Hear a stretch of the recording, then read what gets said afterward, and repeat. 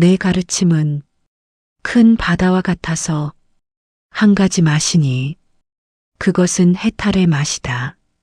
부처님께서 비구들에게 이르신 말씀 율장대품 중에서입니다.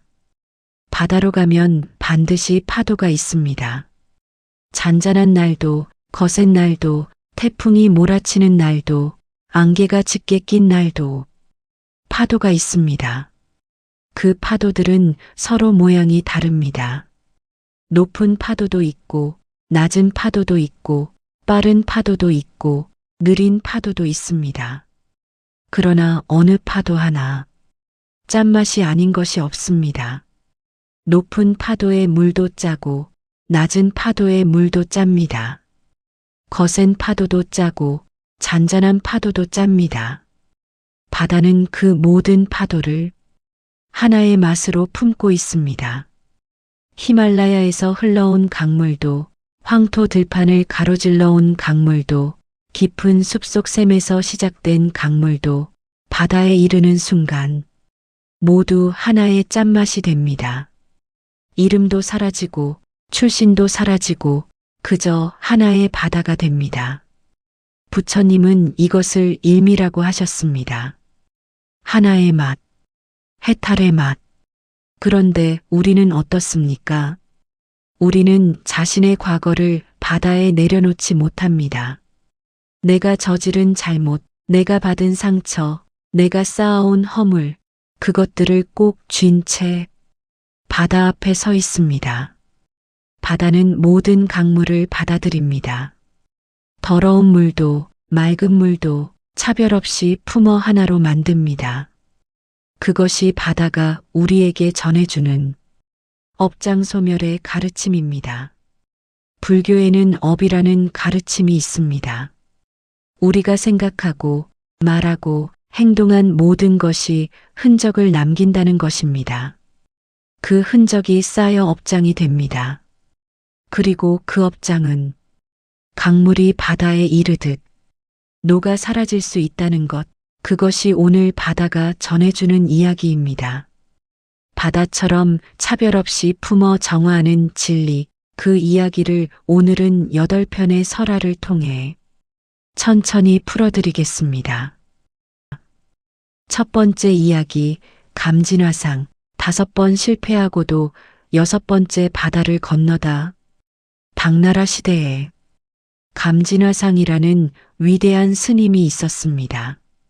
그는 당시 중국에서 가장 권위 있는 율종의 고승으로 계율에 밝고 의술에도 뛰어난 덕망 높은 분이었습니다. 어느 날 일본에서 2명의 스님이 감진화상을 찾아왔습니다. 화상이시여, 일본에는 불법이 전해졌으나 바르게 계율을 전수해 줄 스님이 없습니다. 부디 일본으로 건너와 계율을 전해 주십시오. 감진화상은 그 자리에서 결심하였습니다. 당시 중국에서 일본까지 바다를 건너는 것은 목숨을 거는 일이었습니다. 그러나 감진화상은 두려워하지 않았습니다. 743년 첫 번째 도항을 시도하였습니다. 그러나 제자 중 한 명이 관청에 고발하는 바람에 출발도 하지 못하고 막혀버렸습니다. 두 번째 시도에서는 배가 폭풍을 만나 부서졌습니다. 세 번째는 관리들에게 붙잡혀 되돌아왔습니다. 네 번째도 폭풍으로 표류하다 지금의 베트남 근처까지 떠내려갔습니다. 그 와중에 함께 떠났던 제자들이 하나둘 세상을 떠났고 감진화상 자신은 오랜 항해 끝에 눈병이 깊어져 결국 시력을 잃었습니다. 앞이 보이지 않게 된 것입니다. 5번째 시도도 실패로 끝났습니다. 제자들이 간청하였습니다. 화상이시여, 이미 눈도 보이지 않으시고 함께 떠났던 이들도 많이 세상을 떠났습니다.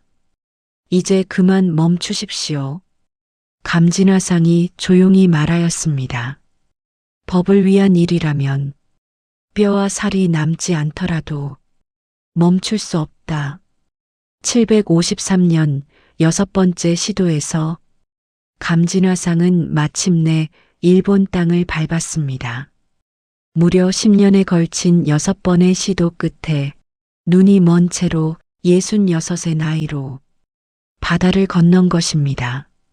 일본에 도착한 감진화상은 나라의 당초 제사를 세우고 일본 불교의 올바른 계율을 심었습니다.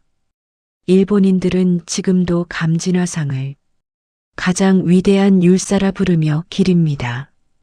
바다는 감진화상을 5번 막았습니다. 풍랑으로, 관리들로, 눈머름으로. 그러나 감진화상은 그 바다를 원망하지 않았습니다. 바다가 거칠면 거친 대로, 파도가 높으면 높은 대로 그냥 다시 노를 저었습니다. 업장이 두껍다고 느껴질 때, 참회가 쉽게 되지 않는다고 느껴질 때, 감진화상의 6번째 출항을 떠올려 보십시오. 바다는 결국 받아들입니다. 멈추지 않는 사람을. 두 번째 이야기, 의상대사와 선묘낭자, 바다 위의 서원.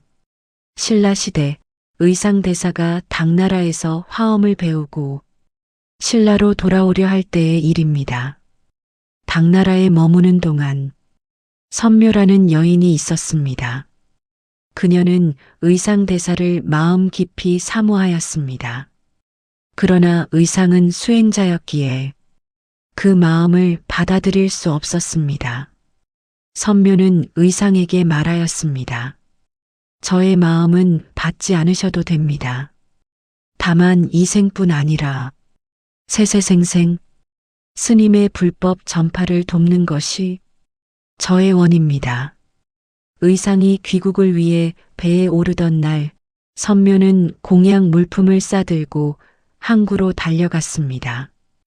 그러나 배는 이미 바다로 나간 뒤였습니다. 선묘는 멈추지 않았습니다. 그녀는 바다를 향해 두 손을 모아 외쳤습니다. 원하옵건대 저는 용이 되어 스님의 배를 끝까지 보호하겠나이다. 그리고 공양 물품과 함께 바다로 뛰어들었습니다. 삼국유사의 기록에 따르면 선묘는 그 서원의 힘으로 용이 되어 의상의 배 아래에서 항해 내내 보호하였다고 합니다. 의상이 신라에 돌아와 부석사를 세우려 할 때 그 땅을 차지하고 있던 자들이 방해하자 선묘는 거대한 바위가 되어 허공에 떠올라 그들을 물리쳤습니다. 부석사의 부석이란 바로 떠있는 돌이라는 뜻으로 이 이야기에서 비롯된 이름입니다. 선묘의 서원은 사랑에서 시작되었지만 그 사랑은 자신을 붙들지 않고 바다로 흘려보내는 것이었습니다. 내가 원하는 것을 붙들지 않고 오히려 그것을 바다에 내어놓는 순간 그것이 가장 깊은 업장을 녹이는 힘이 됩니다.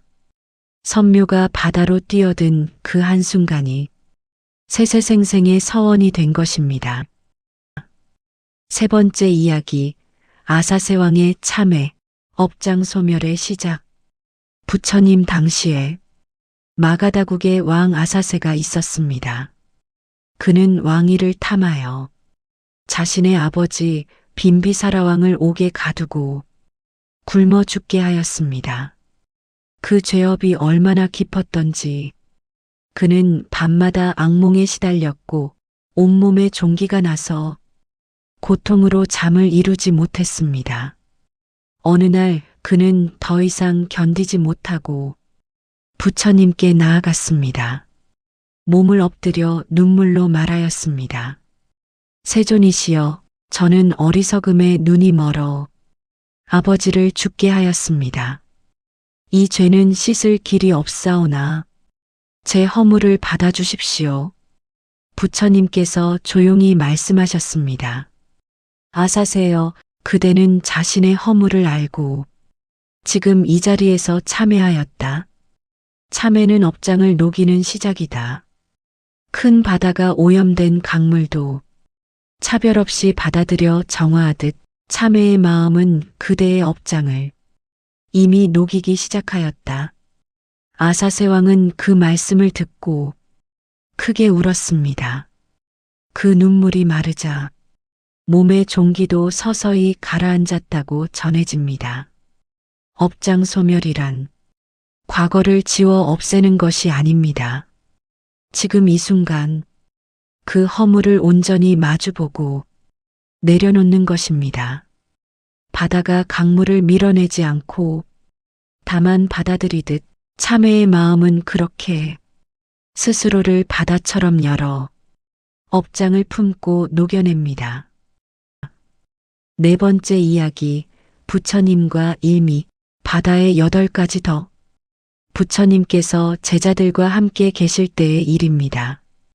어느 날 제자들이 여쭈었습니다.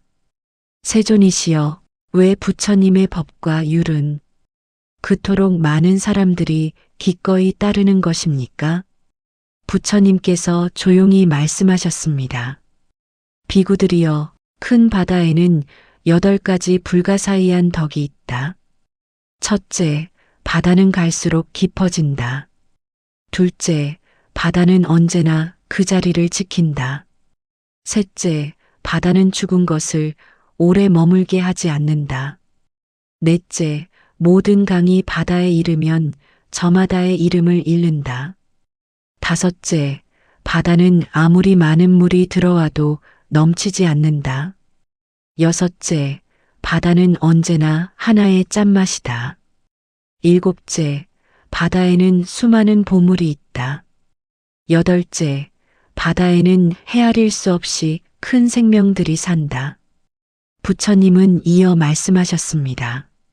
나의 법과 율도 이와 같으니 갈수록 깊어지고 모든 일을 차별 없이 받아들이며 언제나 하나의 맛이다. 그것은 해탈의 맛이다. 바다의 8가지 덕 가운데 특히 마음에 새길 것이 있습니다. 바다는 죽은 것을 오래 머물게 하지 않는다. 바다는 죽은 것을 오래 품지 않습니다. 파도가 밀고 당기며 결국 해안으로 밀어냅니다. 이것은 업장 소멸의 깊은 비유입니다. 우리가 지은 잘못, 우리가 저지른 허물, 그것을 바다처럼 흘려보내는 것, 그것이 참회이고 업장 소멸입니다. 그리고 그 바다는 더럽다고 거부하지 않습니다. 맑다고 더 반기지도 않습니다. 모든 것을 하나의 짠맛으로 다만 받아들일 뿐입니다. 다섯 번째 이야기, 관세음보살과 바다. 보문품의 가르침. 법화경 관세음보살 보문품에 이런 말씀이 있습니다. 만약 큰 바다에 표류하여 용과 물고기와 온갖 위험을 만나더라도 관세음보살의 이름을 지성으로 외우면 파도가 잠잠해지리라. 관세음보살은 세상의 소리를 듣는 보살입니다. 중생이 고통 속에서 부르짖을 때 어디에서도 응답하는 존재입니다. 바다에서 거센 풍랑을 만난 뱃사람들은 예로부터 관세음보살을 불렀습니다. 두 손을 모아 관세음보살, 관세음보살. 파도가 뱃전을 때릴 때마다 그 이름을 불렀습니다. 그것은 막연한 기원이 아닙니다.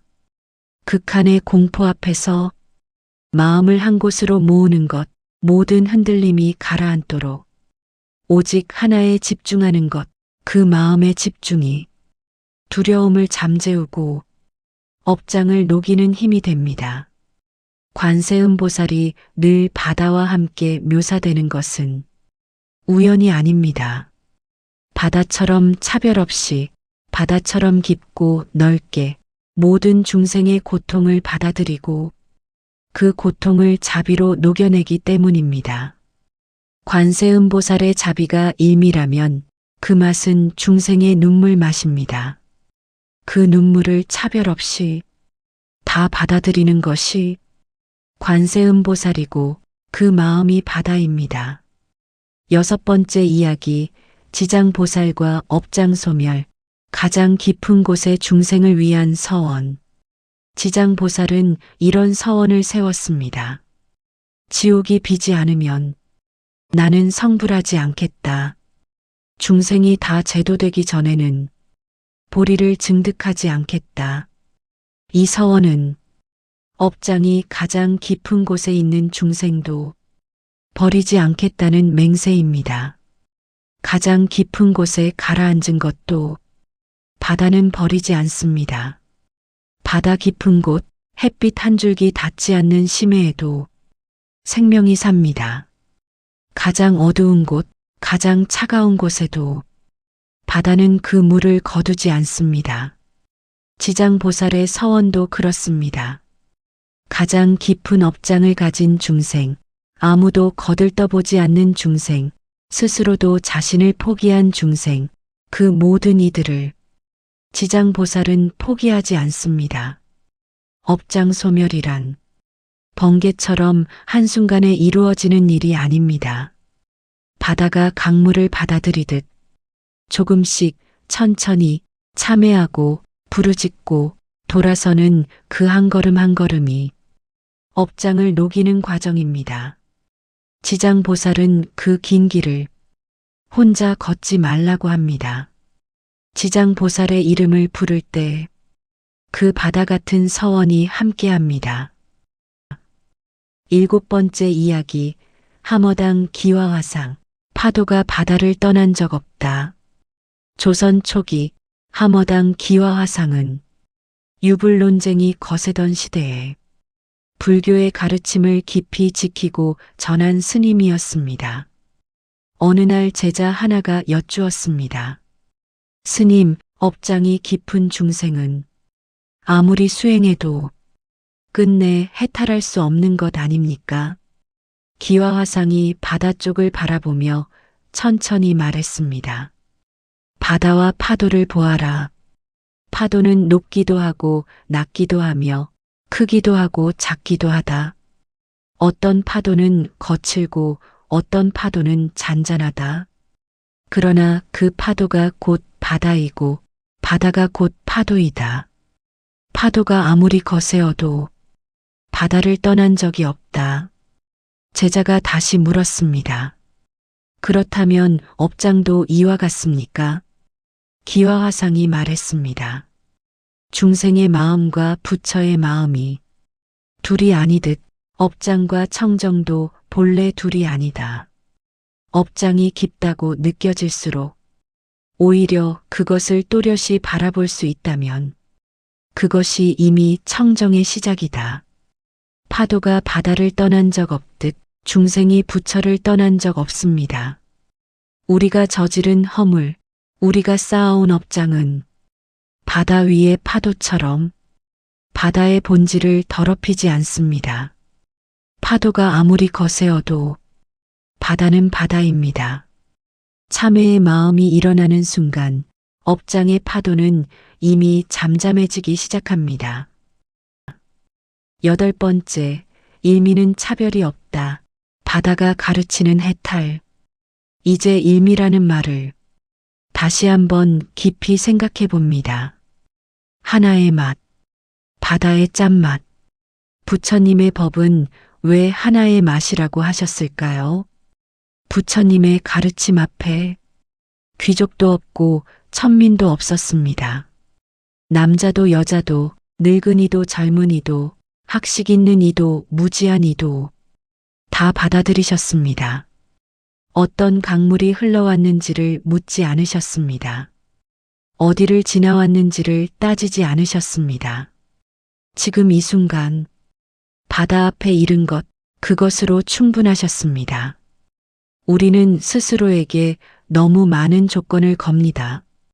이 정도 업장을 가진 내가 참회해도 되는가? 이 정도 허물을 쌓은 내가 부처님 앞에 나아갈 자격이 있는가?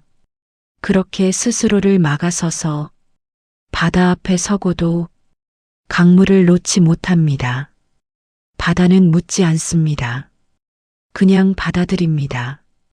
부처님의 법도 묻지 않습니다.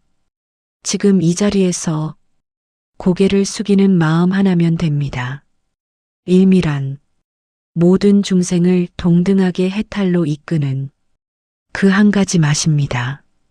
차별 없는 맛, 조건 없는 맛, 지금 이 순간 내려놓는 그 홀가분함의 맛입니다. 이제 이 이야기를 마무리하고자 합니다. 여러분, 바다 앞에 서본 적이 있으십니까? 망망한 바다 앞에 서면 내가 얼마나 작은가를 느끼게 됩니다. 그러나 그 순간에 왠지 모를 편안함도 함께 옵니다. 그것은 바다가 나의 크기를 묻지 않기 때문입니다. 나의 과거를 묻지 않고 나의 허물을 따지지 않고 그냥 그 자리에서 파도를 보내며 나를 맞이하기 때문입니다. 바다는 그렇게 차별 없이 품어 정화합니다. 부처님은 당신의 법을 바다에 비유하셨습니다.